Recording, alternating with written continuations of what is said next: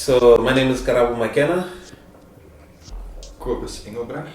and we are Art of Brother. We call ourselves like multidisciplinary, multimedia artists or creatives because we like to explore with different textures, different mediums, jewelry to architecture to graphic design to fashion design to textile design. A lot of it had to do with skateboarding because we have both been skateboarding since high school days. And obviously that was like a great meeting point, so we started hanging out. And he lived in town, so I used to come to his place a lot, and we used to just cruise the streets and check. That's when we actually started to explore the city.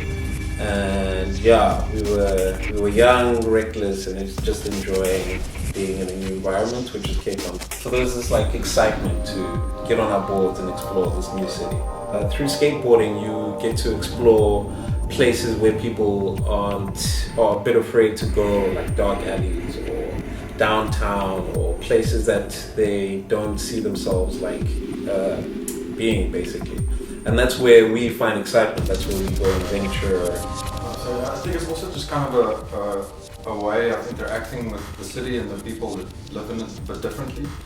Because I find it like, if you're just walking down the street, somebody's not necessarily going to come and interact with you, but if you're skateboarding, they might find it interesting or they might find it annoying, but either or, you're kind of creating an interaction with somebody. Like whatever you see or the conversations you have, it's quite interesting, you know? And we found that a big theme in our work has been like this idea of storytelling. So that's this idea of communicating, people talking and interacting. So I think, yeah, there is definitely a very close similarity between us being on our boards and the work we create. The two of us did an exhibition called Myths Recreated, the Worldart exhibition.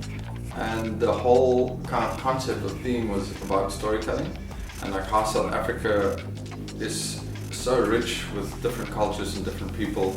We took two African stories, one being South African called Selekana and the River God, and one Ghanaian story called Kweku Ananse. We wanted to bring them back to life. So what we did is we collaborated with other artists, namely Tandiwe Shabalala, Fuzzy Slippers, Nolan Dennis, Darren Christian, and Russell Abrams. We gave them the stories and we asked them to reinterpret them. I mean, these stories come from way back, but it all still has relevance right now. Like no matter what time you're in or what environment you're in, just there's always a lesson to be learned. This idea has influenced our current body of work, which is called Country for Old Men. So this is quite a personal journey for us.